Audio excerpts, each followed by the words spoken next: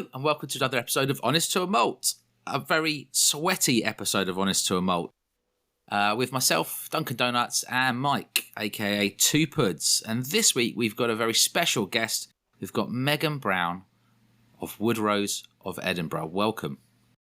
Hi, thank you for having me on. Thanks so much for coming on and upping our lady numbers on the pod. We appreciate it. We're a rare breed.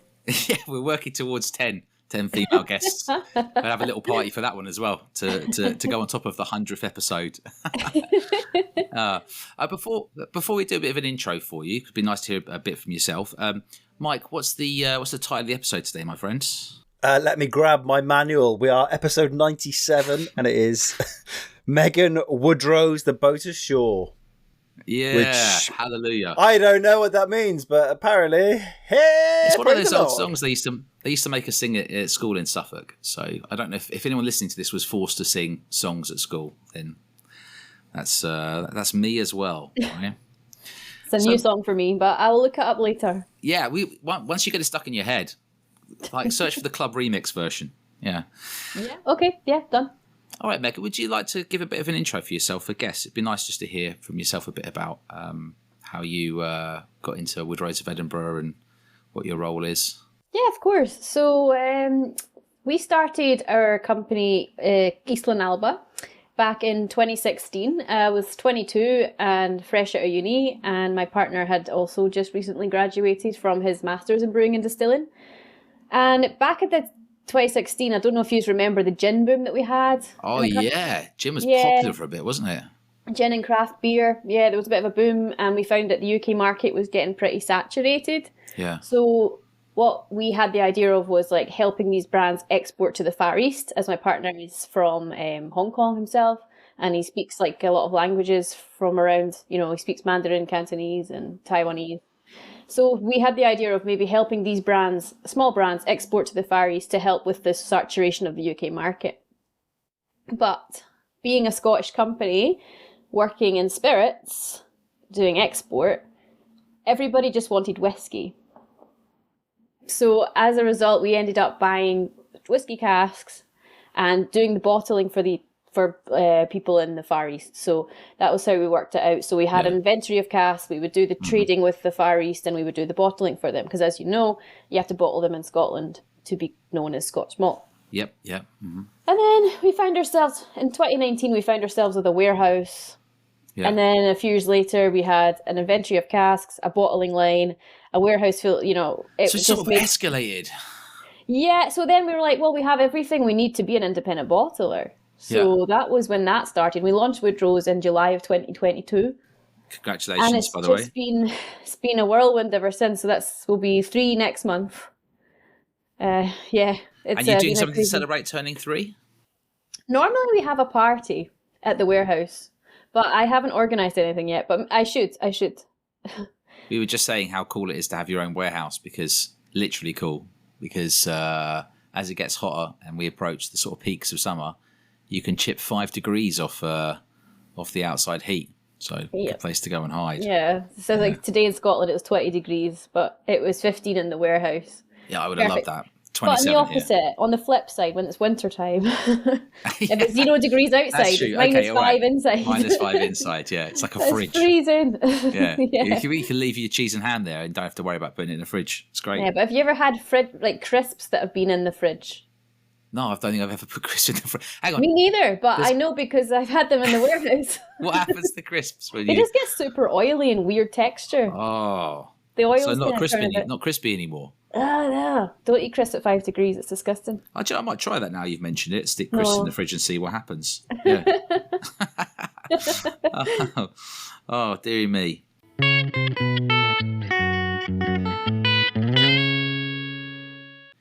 I read something, or maybe I heard it on the grapevine, that maybe it was yourself, Megan, has one of those super noses or palates. Is that correct? Or am I Did you see the BBC articles and things? Maybe it's possible. Yeah. What? Talk us a bit through that, because I find that all fascinating. I had a friend once whose wife had a super nose and worked for perfumery companies. Wow, cool. And that was her whole job, and she had to protect her nose because she could smell so many more smells than, well, normaltons like me, right? So yeah, remind me of what that BBC article was in. Yeah, so that article came out about a year ago now. So it was the BBC, the Times, and things like that. I can't. It was a bit weird how it came around. So I've always gone to a lot of whiskey tastings, and I always come out with weird tasting notes, apparently. Yeah, like with the name check Fiona Shoop here, in case you listen to the podcast sometimes. Fiona Shoop's tasting notes always blow my mind, right? Yeah, so I was always coming up with the crazy tasting notes, or people kind of thing that people like. I would say I get this note, and then people would start agreeing. I don't know if you know who Justine Hazelhurst is. Yes. Yeah, and she recently did a release a book, didn't she? Yeah, the Pattersons brothers. Yeah. Yeah, so shout out to Justin as well. Yeah. Oh yeah, she's great. So it was her that actually put me forward to the BBC. Right, okay. As a super taster. I didn't know what a super taster was. So I just got a phone call one day from this woman saying, I'm from the BBC, I'm a journalist. Do you think you're a super taster? And I was like, what? I was just waking up in the morning. I was very confused. I'd just woken up. It was like first thing in the morning on a Saturday or something. And I was like, why are you phoning me about this? Absolutely, I went along with it and then ended up this article come out in the BBC, and I was like, okay, that's kind of cool. But then the next thing, I had phone calls from the Times. I had like the 9 Show and all that were like phoning me, and I was like, I don't know what's happening. But so sure. It sort of snowballed then. It did, yeah. It went a little crazy. They all wanted the same take on being a super taster. Basically, yeah. So I think the initial spin was that there are more super tasters that are women than men. Right. Okay. That's just a biological thing, but that's obviously. I think it's not that big a difference. I think maybe like a third extra are women than men, something like that. Yeah. So it was kind of about that. But yeah, I was very confused the whole time. I just went along with it. So was there any tests or anything, or was it just a case of like sort of self-classification? Because I'm genuinely interested in it, as I mentioned, like because I've had a friend who worked in the perfume industry. It was Justine that decided I was a super taster. Oh, right, okay. Put me forward. Yeah. Do you have this sense though that you do pick out things that other people don't pick out when tasting whiskey? Yeah, it was my partner. It was Woody that first noticed it. That was before we even launched the company, I think, or when we were starting to sort of start at the very start of our journey working in drinks. He picked out that I had a very good nose and palate. Yeah. Okay. Yeah. I mean, you do see people who are really good at picking out notes that other people don't find. So it's always quite interesting. I think. I think, for example, my nose is better than my palate. I tend to find it easier to pick out things on the nose than the palate. I'm quite aware of that, right? Whereas I think sometimes Mike's palate's really good, I always think. Oh, yeah. Everyone's got a different palate, and I always think there's no right or wrong answers when you are picking out notes in a whiskey. Absolutely. If you smell what the Rock is cooking. Let me just see if I can move this fucking monitor around. Oh, there's one drink gone. Yeah, this. Yeah. It wouldn't be a fucking episode without me spilling something. He knocks over a lot of glasses. That's why he's referencing that. Honestly, fucking loads. So it's a miracle. Nothing. So Woody's the exact same. Oh, sorry. No, I'll say Woody's the exact same. We all have plastic cups in our house. He's not allowed glasses anymore. He's got plastic cups. You are joking, right? He's banned. No. He bought them himself in IKEA. Like heavy set plastic cups, you mean? Not like thin, like flimsy ones. You know those IKEA ones that are all different colours? We've got a lot of plastic cups, but they're for kids, really. Yeah, so are these. Do you get him a beaker for Christmas, like for his birthday or Christmas? Just get with the top on so you can't spill it. Like a little beaker. You could escalate it. You could get a beaker, yeah. Oh, I've never heard of that. Yeah, that's just what you give to kids, really, so they can't spill their drink. Oh, I know what you mean. Then at a point when you trust them, then you start trusting them. Then they knock the drink over, and then you're like, oh. Yeah.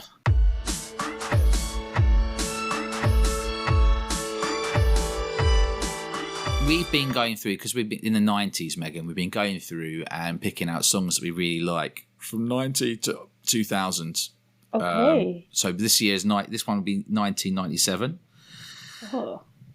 We were both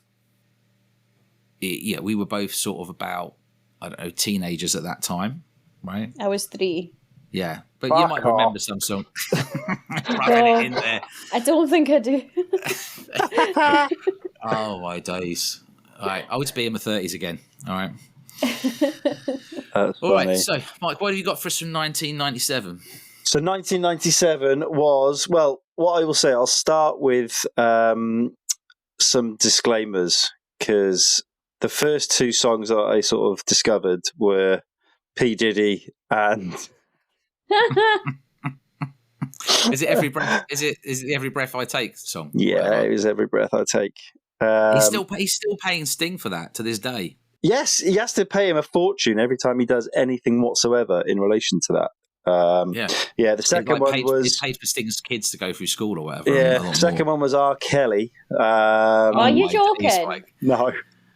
It was gonna hit with the Michael Jackson song now, like a re-released one or something. Yeah, Michael Jackson. That was there. Well, it was like. Are you having a joke? It was that Scottish TV show where there's like a police show, and they dig up a time capsule from the 70s, and they're like, "Oh, we got a record by Gary Glitter. Oh fuck, we can't use that one." And he goes in again. He's going, "Oh, we got Rolf Harris. Oh my god!" Literally everything was like a pedo. Yeah, it was very similar, but then. It did come around and we had some absolute bangers. Ultra Nate, Free. Megan, what's been in your glass and what's been up your arse? What's been annoying you this week? So what have I drank this week? So I haven't been drinking too much this week. I've been trying to be good, but on Saturday I went up to Inverurie and I hosted a whiskey tasting up with Inverurie Whiskey Shop. Nice. Oh, nice. So I had 7 drams of Woodrow's and I was completely sober at the end. So 7 small drams, obviously. 25 mils. Yeah. And I was still sober at the end, and I was like, why am I still sober? It's after 7 drams. I had our 30-year-old Highland blend, which is a blend of Clyneish, Dalmore, Glenturret, and Glenmorangie. Nice. They're all 30 years. Yeah, it was pretty good. I had our Longmorn 14. Okay. Which is a refill bourbon barrel. Is it quite thick?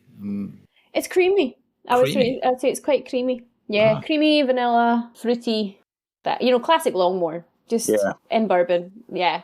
Oh gosh, I had so many. I didn't just have 7 because after that, Mike started pouring me like Strathislas and things like that. But sometimes you just don't. If you're having a good time and you're not drinking too fast. Sometimes you don't get drunk, right? I mean. Oh, I drank all these in an hour and a half. Okay. You must just be made of stronger stuff. That's all it is. I don't know. I was actually very confused why I wasn't feeling any tipsiness at all. But yeah. You've hit double figures and still not even slightly on your way. That's good. Makes me worry that I'm drinking too much normally. But anyway. I'm supposed to be having a few days off the booze. We've got stag do coming this weekend. And so I always try to have a few days off ahead of a stag do, even though I don't think they drink that much. So... But just because they're not drinking that much doesn't mean I have to join in with that. I mean, you're going to end up getting carried away, aren't you? Let's be honest. 100%. There's a chance. Yeah. There's a small chance. Right. Has anything been annoying you this week, Megan? What has been annoying me this week specifically? It doesn't have to be this week. I mean, last thing that irritated you, really. My biggest gripe at the moment is the economy. Yeah. Well, that's fair enough, isn't it? Yeah. I'm trying to run a business and when you're working the alcohol industry, you pay so much tax and then... Yeah, that's my biggest because... What was I... Where was I it's going horrific. The amount of duties and stuff you pay on everything. Yeah. It's... Well, I think you've hit the nail on the head with some previous releases, should we say, where they might be slightly targeted toward an independent bottler that doesn't give a shit about releasing stuff. Oh yeah, you guys did that. You guys did that bottle. I mean, we have to cover that off. We have to cover that off. It was Mother Lover. Yeah, that was a gripe. That was a gripe because what we're finding is, and I'm sure we're all feeling the pinch at the moment with regards to the economy, but everything is getting more expensive. So our costs of running the warehouse are going up. Taxes are going up, costs of making the alcohol, for distilleries, is going up because barley's getting more expensive, etc., etc., etc. And then this bloody independent bottler comes in and starts just releasing stuff because they can. They're not trying to make money. I know people keep saying, care. they've had these casks for a very long time. I'm like, no, they haven't, because I get offered the same stuff. I know that they're not making money on it. So they've done a lot of sort of not finishes, but just first fill. You do a lot of first fill as well. Like I mean, you guys do a lot of first fill as well. You know, like 8, 9 year, 10 year full maturation. Sorry, I should say, and they're doing a lot of full maturations too. So that makes sense that you say that, actually, because you would have been offered the cast at a similar time. Yeah, we were. So I kind of am aware that they are not. Yeah. I know. So, that was a great, but it was Woody that wrote the article and everything. It was a good article, but it was also funny. But from a whiskey drinker's perspective, obviously, Signature Vintage, because that's who I think we're actually talking about. Yeah, he doesn't care. He doesn't care. That guy. He literally doesn't care. if that was who maybe was being discussed, he just keeps pumping it out. It's just, and from a sort of whiskey drinker's perspective, obviously, it's made cask strength 57.1% whiskey sort of widely available. Some of them are hit, some of them are miss. Yeah, they're all swimming in sherry. But look, it's to draw a direct comparison. You know, I haven't tried that bottle that you guys released, but I think, Mike, you did, didn't you? I did, yeah. Did a side by side, and yours came out on top. Yeah, you did. Thank say you very that. much. Yeah. So again, that was the same casks that they're offered. So they were both Macallan, weren't they, or both Secret M? Maybe supposed Secret M. Yeah. Is that you couldn't possibly say that. No way. But the world is swimming in Macallan now. Like, Macallan's everywhere all of a sudden. You mean unnamed Speyside? Yeah. Unnamed Speyside M. Yeah. We can say it because we don't know for sure. We love to speculate. It's also swimming in fucking Diageo special editions at the moment. Oh my days, Talisker. They can't get rid of them, can they? Fucking well. 52 quid, like something was down to the other day. What was the a 21-year-old that was 400 down to 140? I'm like, Jesus, people are Ben Rennis, I think it was. People are just offloading Diageo. They're just cutting prices. They need cash back in. It's because it's not just that. It's because people have stopped. There was this huge period of hoarding whiskey. Now, all those hardcore whiskey fans who've hoarded tons of bottles, now obviously they've got less spare money in their pockets, and they're going, well, I'd like to buy these new bottles. I'll give you an example. SMWS, there's a great £60 off summer special, whatever. 60 quid off, you spend 200. I put 3 bottles in my basket. I'll have a think about it. Now, the 3 bottles, I could get a Tamdu, I could get a George Dickel. I love a bit of bourbon. And I could get Ben Nevis for about 150-ish quid, right? Or 145 or something. Pretty good value. But I've got loads of bottles. So it's like, and then you become really particular. Like, I only really want ones that I've really loved and tried. A good example would be that Morlack you guys did, which we tried in blind drams. Yes. Which one was that one? The Blood Tub PX one? 9-year-old or something? Oh, was that our Mortlack 11, Pedro Jimenez? Was it? Could be 11. Yeah, Pedro Jimenez Blood Tubs, I think. That's the one. Was it 11-year-old? The blood tubs we've always done has always been peated stuff. So we've done a blood tub of Kalila. We've done a blood tub of Inchfad. Oh, Ben Nevis, right? I've tried a few, but maybe I'm conflating things. But the Mortlack was really good. Yeah. Tried the Nevis, that was very good. You've got a massive fan. We should shout him out before we forget. Mike's going to do some more, but Brian. Oh, Motorbike Brian. He's a really, really big fan, isn't he? Massive fan. Massive. Huge. And his passion for Woodrow's has got me more into you guys. Yeah. Really? Yeah, that's how it works. Yeah. Oh, that's why we like people like Brian. Sharing samples and everything else, and then we what one did we? Because we had another blind tasting, the one that we did, Dunk. What was it that we? Sure, that was the Mortlack. Anyway, so 1997 songs. Before I forget, Barbie Girl, Aqua. Yes. Oh my days, what a tune! Your Woman by Whitetown. Do you remember that one? No. You have to look that up. That's a real banger. Tub Thumping, Chumbawamba. Oh, I get knocked down, but I get up again. Yes. This is like my tech today. I get knocked down multiple times, but I'm back. Yeah, you got Around the World by Daft Punk. Decent. Bittersweet Symphony by The Verve. Oh, huge. Drugs Don't Work by The Verve. Oh, we talked about Ren. Bittersweet Symphony earlier. There you go. What a connection. The tech don't work, Mike. That's your problem. See You When You Get There, Coolio. That was actually pretty good because Coolio really only had one song, didn't he? Megan's like, I don't know any of these fucking songs, you old fucks. No, Coolio, he sang. You're gonna say, use that They one Walk off Through Big the Brother. Valley of Death, right? Yes. What's it called again? I think it was that one. Coolio was on Big Brother. Gangster's Paradise. Yeah, Gangster's Paradise. But That's Gangster's Paradise was like 1996 or 94 or 95 or something. It's a tune. Yeah. It's a tune. I'm glad you know one of the songs from the 90s. Block Rocky Beats, Chemical Brothers. Banging. What else have we got? Banger. Angels by Robbie Williams. You must know that one. Yeah. I know that one. My mum used to play it all the time. Song 2 by Blur. Oh my God, 1997 to contender. Yeah, Beetle Bum by Blur. Spice Up Your Life, Spice Girls. Never Ever, All Saints. I mean, there's loads. That's the classic. All Saints were banging in that period. Oh my God, Smack My Bitch Up by The Prodigy. There's some really good songs. Absolutely. Oh, last one, Men in Black, Will Smith. Will Smith. He should have come at the start because he's not been like fully cancelled, but he's like half cancelled, isn't he? He's half cancelled. Slapping the shit out of, I can say Chris Rock. The one Chris Rock, was it? It was Chris Rock, yeah. Was it Chris Rock? Yeah. It was Chris Rock, yeah, it was, yeah. He slapped him once. I think not slapping the shit's a bit over the top. If you were the judge, that would be Megan when we mentioned signatory. Keep that name out of your mouth. Get that name out of your mouth. Oh, that's really good, Mike. I love what that. on earth are you talking about signatory? I've never mentioned signatory before. Get that Boller's name out of your mouth. It was the way Chris Rock just stood there and just waited. He was like, why is he walking towards me? He's going to being funny. Oh, no, he's fucking at you. Peace. If I could ever speak to Will Smith, I'd just say, you wish you punched him, not slapped him, right? Surely. I mean, it was a good slap, though. It was a decent slap. Yeah. Yeah, it was more something from wrestling. I'm sure it was staged. Anyway. We'd all like to punch someone. Let's not lie. Yeah. There's always someone you would quite happily punch. You're saying it's okay. I'm not advocating violence here, but there's people that you dream about. But I think everything's a sliding scale. So the whole point in life is nothing is black and white or yes and no. It's all a 0 to 100, right? And that's your life every single day. And that's why, if you've never read it, you should read The Dice Man by Luke Reinhardt, which is quite a dark book.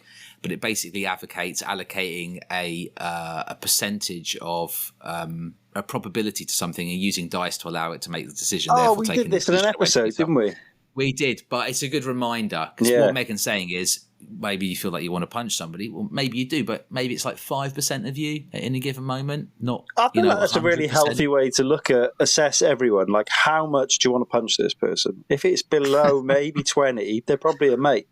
Yeah, they probably haven't made it. So. Right, moving on that and things that annoy you. Mike, what's been in your glass and what's been up your arse?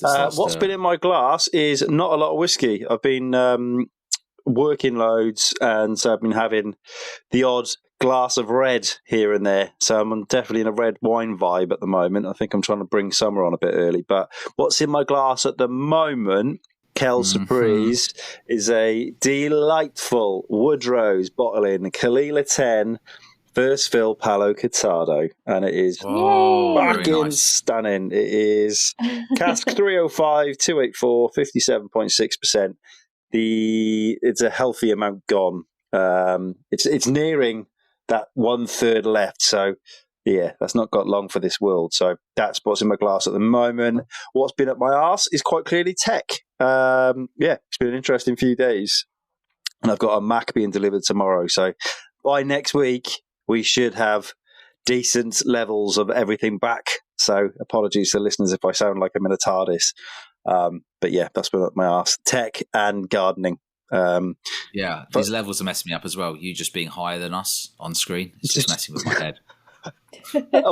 I can't see what you're looking at. I just look like a fucking radio DJ and it's like someone's put a webcam on and they've forgotten that they're on camera. Entirely. I'm just glad it's not me because all my double chins would be. My God. I just need to keep looking up. Maybe I should just put the camera down. But no. To do that. That's a very boring one for me this week. But how about you? What's been in your glass? What's been up your arse? Well, I've definitely had a few whiskies, but I would be repeating stuff that I have tried. But what I did do is, I mentioned that Summerton release from Wolfburn, which I felt was a bit overoaked. Yep. It has calmed down a little bit. Speaking of oaky, I had another pour of that Tamdhu 20-year-old. I think it's Douglas Lang, the old and rare. Yeah. There's not much on the nose, but it is quite thick and rich. And so it's more of a sort of enjoyable on the palate. I had that with a nice long cigar the other day. And the Somerton, I was like, what can I do to that Wolfburn to just take the edge off a bit? Because I think with a bit of oxygen, it will just calm down a little bit. So what I did was I made myself a nice old-fashioned, because it's the summer now, actually one for my wife and I, Maria, because she likes whiskey too. She has most of the whiskies that, in case Megan was talking before the pod about women and whiskey. My wife also loves whiskey too, and she'll have whatever is being poured, and she helps herself, obviously. Although she also likes a lager, so she doesn't always have whiskey. But anyway, so I had an old-fashioned, and this old-fashioned, what I did was you use like Demura brown sugar, like the kind of the larger crystal brown sugar. Demerara. So Demerara, that's it. So it takes a while to kind of break that down if you want to use it in old-fashioned. So a little bit of hot water in there, tiny splash of cold water, and then really mix it down for ages. But then you get that kind of nice brown sugar syrup. I was going to say, can you not just I'm going to give you what I've done this week is make a Manuka honey syrup. I've done that before, but I really fancied it. I love brown sugar, so I really fancied brown sugar. So I was going to be patient. Brown sugar. It's not as funny as Rada. But don't get me going. No saying that. Okay, so anyway, so then obviously a bit of the 2 shots of the whiskey and a little bit of orange bitters, and I made it really nice. And because the oakiness didn't really work with the sweetness, so then it really came together. Because that Wolfburn 11-year-old was half bourbon cask, half sherry cask, approximately. Yeah. So that was good, and I enjoyed the Tamdhu and a couple of the drams. And today I've got a Scallywag. Is that one of the ones you got on offer? Yeah, it's about 30-ish quid. And I've got a pour of the salted cinnamon butter, the Bunnahabhain, because it's hot. It's very hot. Do you know what was a really silly idea as well? Putting a fucking hoodie on over my T-shirt for this. So why don't you fuck about some more and take it off now? What's made it worse is the sunburn. Not only is it too hot, sunburn, T-shirt and a hoodie and a fucking baseball cap like a tit. I'm just why? I've gone there now. I've committed to it. I was really my hair's a mess because it's hot and running around, working, dropping off kids, picking up kids out in the sunshine, etc. And I thought I'll wear a cap. I thought that's too hot. I can't stand to wear a cap today. Now, what's been annoying me? One's a really short thing. I went to pick up, and I like to write on the back of envelopes. I'm holding a pen, but I like to write on the back of envelopes. And these days, so many envelopes just have rubbish on the back of them. You can't use them to write on anymore. That's a real gripe of mine. So if you think about people like me that want to write on the back of your envelope and just don't put stuff in, don't be selfish and put stuff in space. And is this just you being tight and you can't be asked to buy paper? Or you've been too tight for paper? You're like, I'll just use envelopes. At any given time, wherever you live, definitely at ours, you'll always be within reach of an envelope because people just send you so much rubbish posted. Just gets people go, that's rubbish, don't want that, put it down. Whereas an actual pad of paper, there might be one in the whole place, but envelopes, you'll find them everywhere. I don't find this experience, no. No. Okay, here's one you might relate to then. I don't have lots of envelopes around. It's a London thing, no. I think. Must be a London thing. Here's one you might relate to. So it's got hot, and I needed to go shopping. So we went and got the kids measured up for their school shoes and that kind of stuff. And I thought, do you know what? I'm at Westfield. I'll go to TK Maxx. I'm excited. I fucking love a TK Maxx. Well, here's the thing. I love a TK Maxx shop as well. I don't know if Woody ever goes to TK Maxx or if you've ever had the TK Maxx experience, Megan. It's been a while. Yeah. It's been a while. Okay. Mm-hmm. Sound like maybe in the more high end of shopping. But the thing with TK Maxx is you go in and you walk upstairs or you get the escalator and you have to go back downstairs to try clothes on. In TK Maxx, they make the fellas go downstairs. The changing rooms are always downstairs. And I needed some shorts. I just run out of shorts. Maybe I've put on some weight or whatever. But anyway, I needed some shorts. I've only got shorts that don't fit me anymore and 1 or 2 pairs that are just getting a bit tatty. So I thought, I'll do a short shop. When you're a guy, I was literally in the queue for the change rooms. The guy behind me was talking to his missus and he was going, the thing is if I do this shop today, I won't have to come for a year. So let's just get it done. I'll just get everything and I won't have to come shopping for it. And that's such a guy mentality. I remember being in my 20s where I'd be buying some fancy Italian shirt, having a cappuccino or an espresso at the shop or whatever, talking to the owner. And now I'm like, shopping, I would do my shopping in one go.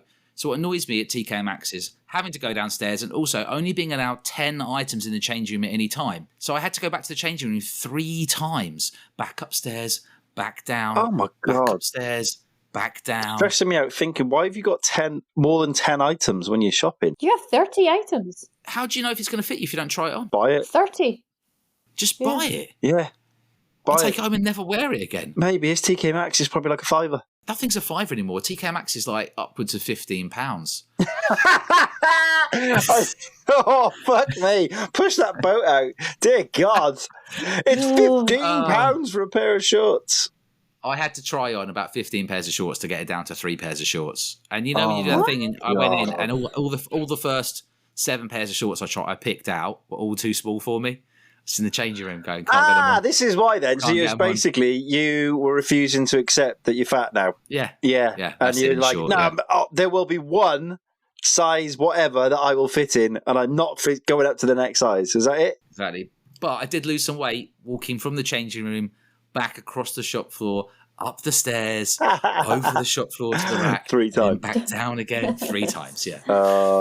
That's cheered me up no end. If anyone knows of a TK Maxx where the men's change rooms are on the same floor as the men's clothes, do let me know. I'll see if it's within reach of where I am, right? Fucking brilliant. Love it.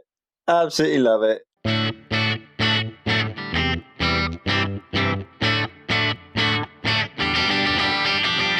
Megan, what are some of your favourite bottles that you guys have put out then? Talk us a bit through some of the ones that you've gone, do you know what, this is a real winner.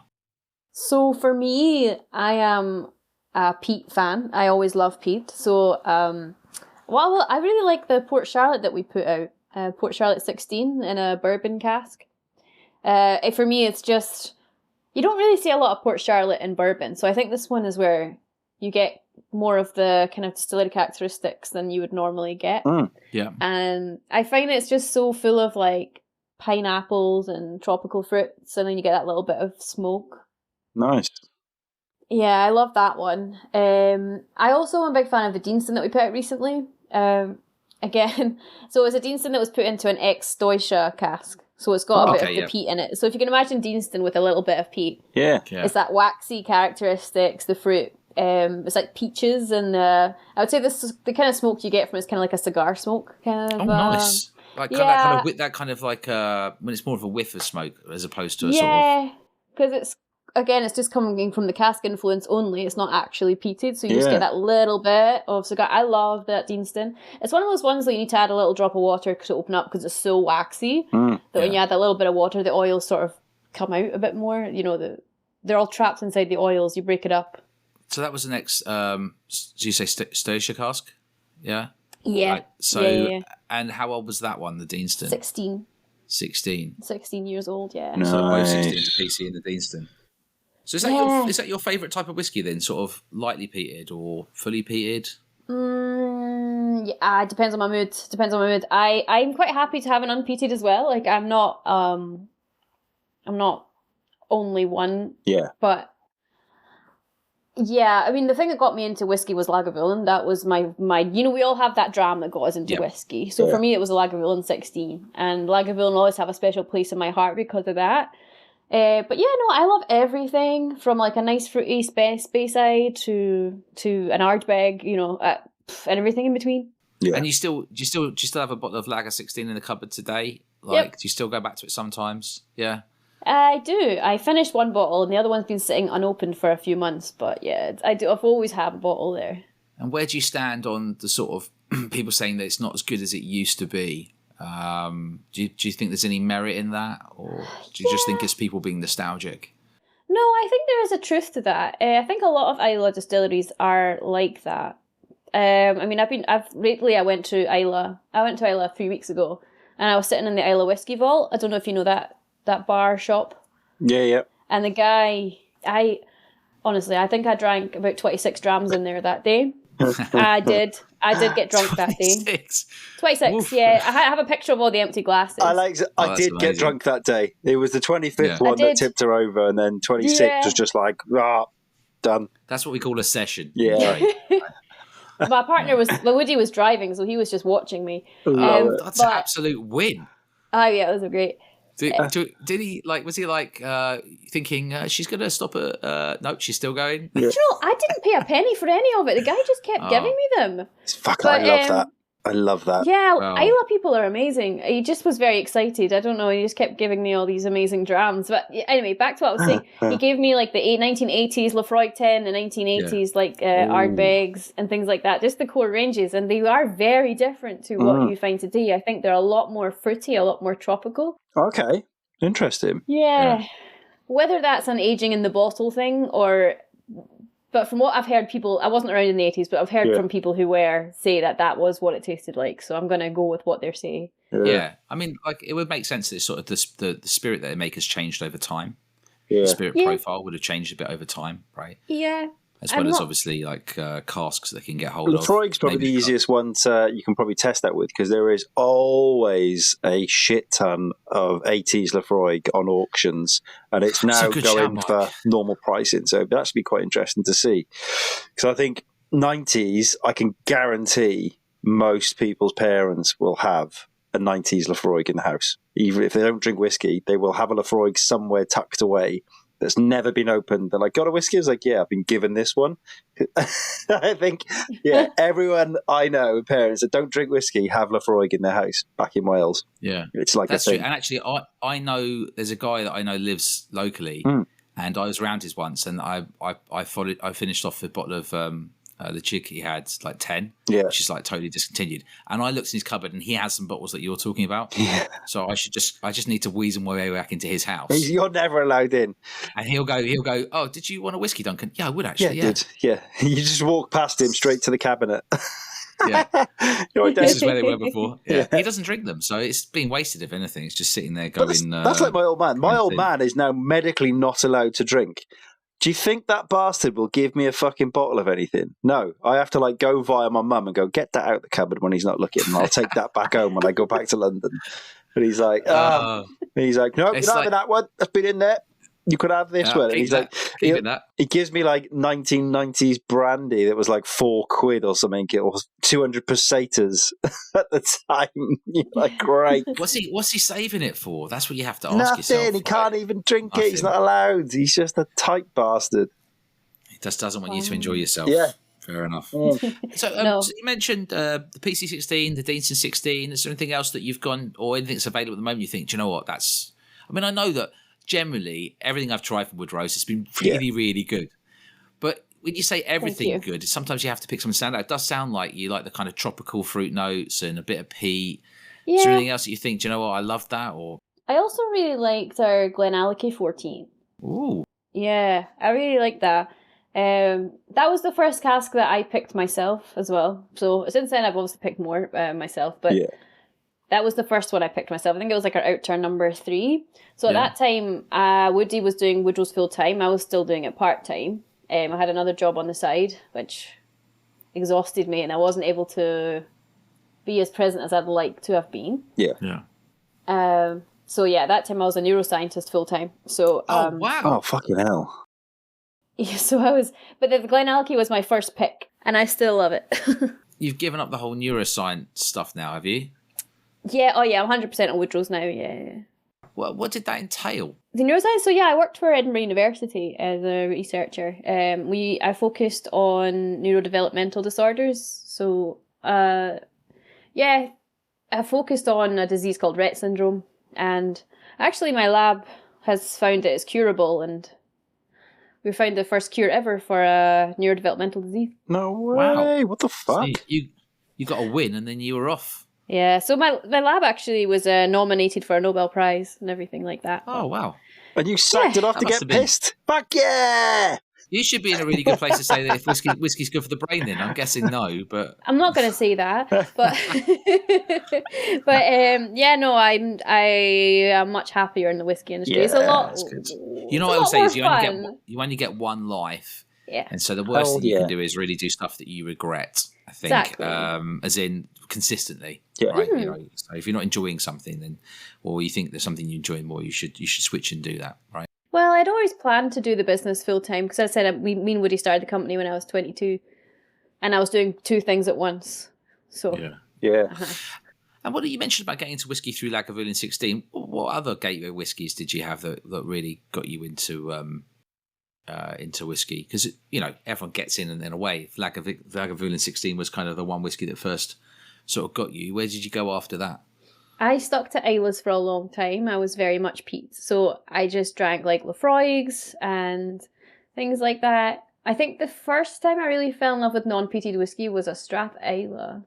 Okay. Yeah, I went to Strath Islay Distillery and neither of us could drink anything because I was the driver and Woody had been having the night before. Actually, someone spiked his drink with ketamine, so... Oh, shit. Oh, God, I'm sorry to hear that. Yeah. Good to be honest about it, though, because you know what? People don't talk about that often, but it does happen to people. I'm sure someone spiked Maria's drink once when we were much younger and you see it and you think, God, that's horrendous, right? Like, they just can't function at all. No. Yeah, so he wasn't feeling very well that day. And neither of us were drinking, but we'd booked the tour the day before. Yeah. It wasn't until I got back to the hotel room I was like, I'm going to drink these now. And I was like, oh my goodness, like non-peated whiskey is good. How was the rest of your trip to Islay? How was it? It was good, yeah. We were working most of the time we were there, but on the days off, so I had a nice warehouse tasting with David Brodie, like a private one. It was very nice. I sprained my ankle that day. He was pouring me too much. Jock. Yeah. Sprained my ankle on the beach, but I haven't right after tasting.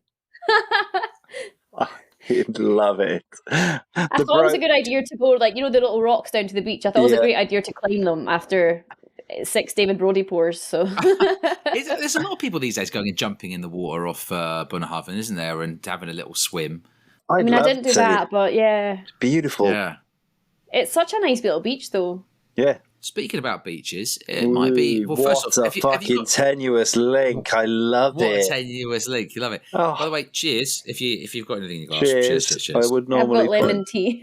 Oh, that's all right. So, over to Mike to do a bit of an intro for Pudding Island Drams. So, Megan, you are being whisked away for 30 days to an island of your choosing. The island can be literally a Caribbean tropical, like, just perfection. It can be Wales. It can be whatever you want it to be. When you're there, you get the option of one dessert to have the entire time you're there, one bottle of whiskey to drink the entire time you're there, and one album to listen to whilst you're there. And when you're finished with your 30-day excursion, and it's not a survival trip, it is an excursion, you get to choose who is going to pick you up and what mode of transport they're going to pick you up with. So, let's start with Ireland. What is your ideal 30-day island? What does it look like? So, do I have to pick a real one, or is it? No. Just describe it however you want. Just like climate. I would probably pick one that's not too hot because I can't stand the heat. So, I'd want it to be maybe like, on average about 15 degrees. 15, Oof, nice. That's quite cold. Yeah. Overcast, not too sunny. I don't like the sun. Yeah. I'm on board with that these days. I used to think I liked the sun, but not now. I actually realised I don't like the sun. It looks beautiful in pictures, but when I'm actually there, it's bad for my skin. So maybe like autumn or something like that. Is that what you're saying? Yeah. Yeah. I think really white sandy beach. Yeah. And nice hills and lots of greenery. I'm basically describing Islay. I was going to say, you're sort of Islay stroke Skye combo going on at the moment. Okay, I guess it's a Outer Hebrides. Yeah, nice. Happy days. Okay, so we've got your island. Where do you want to start? Should we go with dessert for a change, first of all? What is your dessert of choice while you're stranded? Sticky toffee pudding. Oh, another sticky toffee pudding. Love That's it. the most, it's so good. Most popular dessert by far. Is it actually? Yeah. Absolutely. Yeah, it is, yeah. Probably 50%, I would say, people have said sticky toffee pudding. It's so good. It is so good. I fully agree with Megan. It's the greatest thing ever. Do you have a favourite brand or a favourite restaurant sticky toffee pudding? No, I don't. You're like anything. Don't discriminate. I've never had a bad one, Exactly. Phil, I think it's Phil. Fill my glass. Paul Newcomb. He said Desert Island Puds. I mean, it's Pudding Island Drams. Paul, just for your information. He said he posted a picture of Saurine Sticky Toffee Loaf. I've not tried that. But you know when you get those like malt loaf things, it's like a sticky toffee loaf. You can just take a slice of it. Now we're talking. I'm not convinced. I feel like they finally made a shit sticky toffee pudding. If they put malt, I'm sure someone can do it. Gonna have to give it a try. It is only 153 calories per 52 gram portion. Now you know when they do a portion on those, you know the portion's not a portion. It's half a steak or something. Half. Not even that. Yeah. Not even that. Oh, that's no, good though. Says try me warm. How do you have your sticky toffee pudding? Do you have like solo? Do you have custard, cream? Ice cream. Vanilla ice cream. Vanilla, solid. Yeah. Good choice. I mean, literally. Actually, if you have it with tablet ice cream, that's even better. Tablet ice cream? Yeah. Is that even a thing? What the fuck? Yeah. Oh, I have never heard of that. That is outstanding. It's very good. Oh, Duncan, you'd be all over that, mate, with your love of brown sugar. Tablet ice cream. It. That sounds Scottish people know how to move you closer to a heart attack. Fuck yeah. Deep fry those Mars bars and get sugar in your ice cream. Yeah. Oh, yeah. Butter and sugar is our favourite. The French can fancy it up, but fuck me, the Scots know how to like just dominate that industry. Dude, you get your croissant, you put extra butter in it, and then you deep fry it. Yeah. Fuck yeah. Beautiful. Oh, yeah. Solid choice. Sticky toffee pudding again. I'm going to go album next, if that's okay. 30 days of listening. What's going to be on the old iPod, as it were? Eminem. Just the best hits of Eminem. Really? You like Eminem? Love Eminem. Do you ever that's actually really cool. One of the best rappers of all time. He's amazing. What's your best favourite album from all of his? Or is it one song in particular you love and would have to, if you were like forced at gunpoint to choose an album? So the thing is, I don't actually know albums very well. I've always been a Spotify listener, so I just listen to songs. Oh my God, this is an age difference thing now. This is an age different thing, yeah. I think I've never really had albums, but... So you're going to call playlist? To be fair, playlist, that's why. Eminem's greatest hits is actually an album, so I would say that's allowed. I had a feeling it would be Marshall Mathers LP, surely. Marshall Mathers. My favourite Eminem song. Go on. I think Stan's pretty good. Yeah, Stan's pretty good. Yeah, because he was the sort of pioneer of telling dark stories through rap. Now, obviously, he won't be the only one, but he was the first one to do it in that way and keep it melodic. Also, have you ever watched him do freestyling, like back in the day when he was? Yeah, I've seen videos of him. He's like crazy talented. That must mean that one of your favourite films is like 8 Mile then as well. Surely. What's that movie? 8 Mile was the film he did where he was like B-Rabbit or whatever. It's kind of about his life loosely, but sort of other characters. You need to watch that 8 Mile. Have you not seen 8 Mile? I've not seen a lot of movies. My friends make fun of me for this. I'm so behind on movies. I only saw Lion King for the first time last year. Your weekend's sorted then. If you have the original Lion King. I've not seen the original. I just watched the other one. I watched it on a plane. You're missing out. I might have to prescribe you some movies just to sort of... Have you seen, out of interest, Megan, have you seen more than 3 films in the entirety of your life? Yeah. Woody's been giving me. That's better than my mum because she's only watched 3. One of them was Gladiator. Your mum's watched 3 films? She doesn't watch films. She can walk out any violence, any swearing, anything that makes her feel uncomfortable. Is that why she doesn't listen to the pod? Because of me. Worrying thing is, I think she has listened to the pod. That's what's more worrying. No. Fuck. When parents listen to what you do, nightmare. Dear. Right. You really should watch 8 Mile though, because it's basically about raps. It's about him growing up in the local town. It's loosely based on Detroit, loosely based on his life, and in it there's lots of rap. But it's a really good film. Yeah, it's really really good. I mean, it's got that fame. You know, if you only had one shot. One opportunity. Would you capture it? Would you let it go? Dun, dun, dun, dun, dun, dun, dun, dun. Yeah. Everyone's nodding head. Absolute tune. Yeah. But you've picked Stan. So Stan's the one that's going to go on our Pudding Island playlist. It is indeed. I've written that down. Which is probably more in the vibe really of that playlist, isn't it, Mike? Because I think that playlist is more on the sort of It's got very rock heavy. Like there's some proper fucking rock tracks on there. So yeah, it's nice to have a bit of hip hop. Right, the big one. Moving on, whiskey. I'm really keen to know. So you've got one bottle you're going to have 30 days. It can literally be one of your own if you wanted to be on brand. It can be a bottle that's special to you, or it can be any old whiskey that is where you drank it during a special occasion, something that just means something to you. So, what is your 30-day whiskey? Probably Prima Ultima Lagavulin 1991. You'd love it. So specific. Yeah. That's good. I've only ever had a sample of it. It was a gift from Derek Mayer, who he owns Glenmore Spirits, so like Rare Find and all that. Yep. It was a gift from him. Yeah, it was actually for Woody, but I drank it. It came in a little sample bottle. If you two get samples, do you do that? Just go, I'm having that one. I'll just drink it when they're not looking. Yeah. Like, no. No, you're like, no. Definitely, yes. I don't steal people's never do that, yeah. Never. He's like, where's that Primavera 1991 Lagavulin gone? I don't know. I haven't seen it. I don't know. Yeah, I think you dropped it when you were driving that time. It fell out your pocket. Yeah. That's it. Yeah, it's a shame that. It was really good. As long as you didn't blast it at the end of 26 grams on Islay, it's fine. It's fine. No, that one was one that I had at home when Woody wasn't looking. Oh, I love it. Did you take your time with that one? Because obviously, if you get those special drams, sometimes you need to sit with them for a while, don't you? Yeah. So it was one of the. I only had like a 50 ml sample, so I drank it over the space of like a year. Really? Okay. I just had sips from the bottle. It's too good to finish. Oh wow! I think I've still got some left. That's amazing. I definitely still have some left. Yeah, it's just too special. Fair dues. What was that? Was that 43% then, or something? Because I cannot remember. Prima Ultima's. What do they normally bottle at? I've not had a lot of Prima Ultima, unfortunately.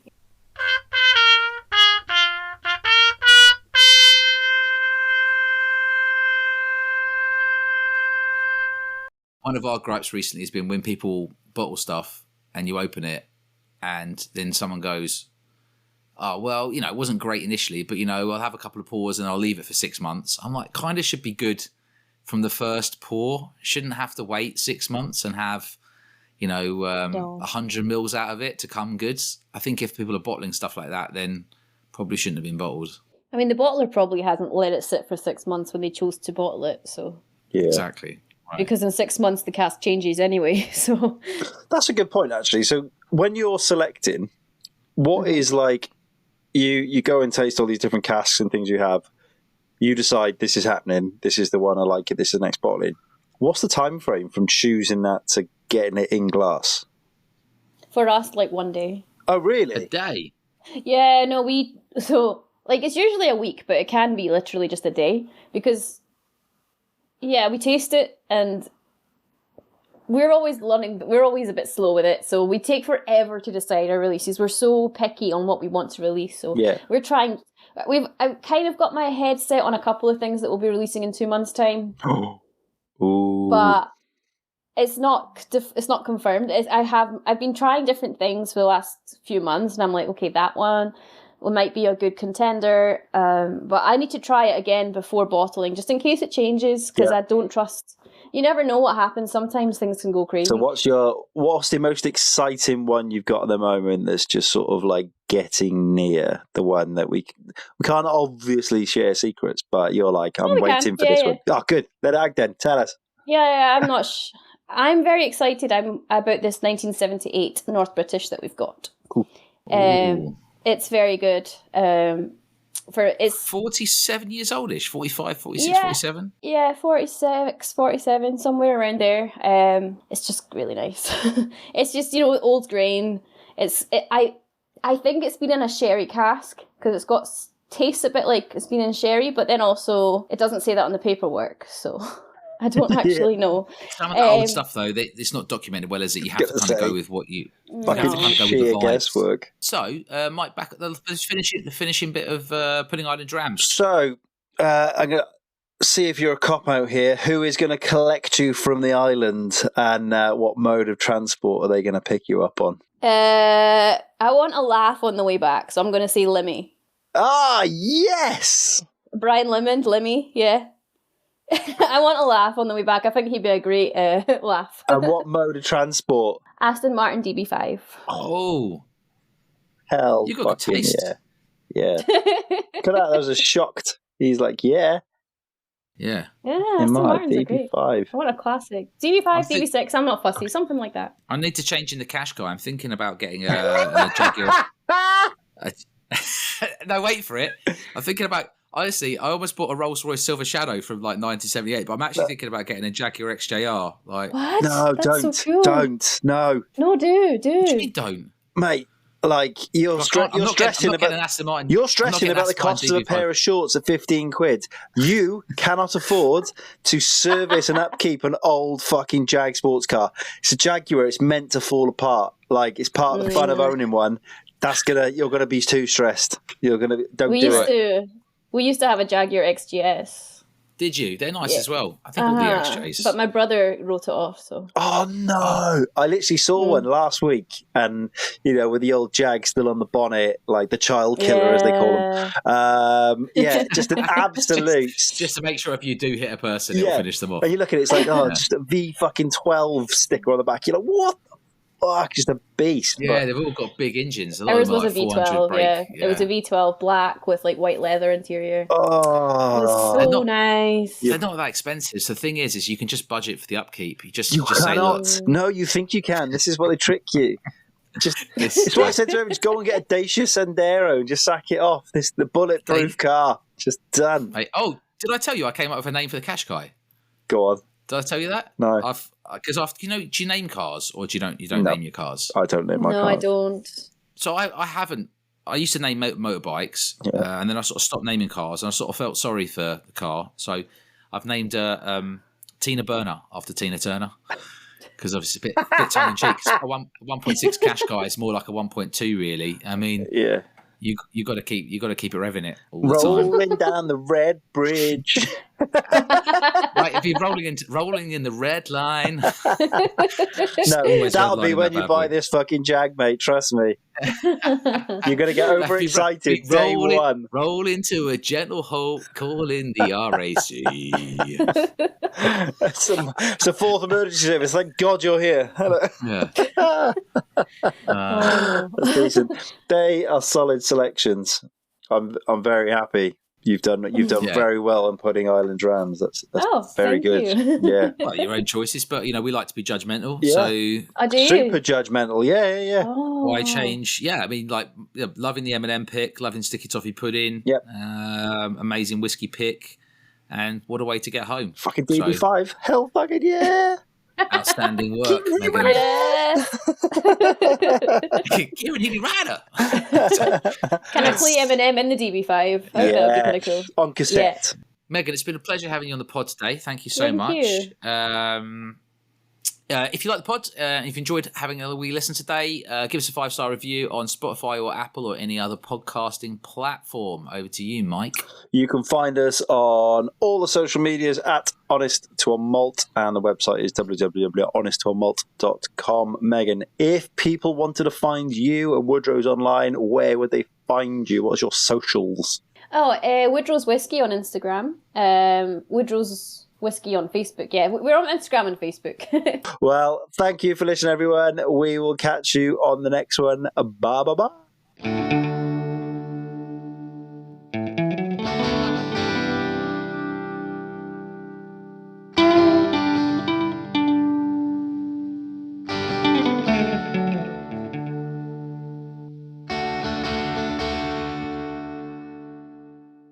What? Who puts fucking crisps in the fridge?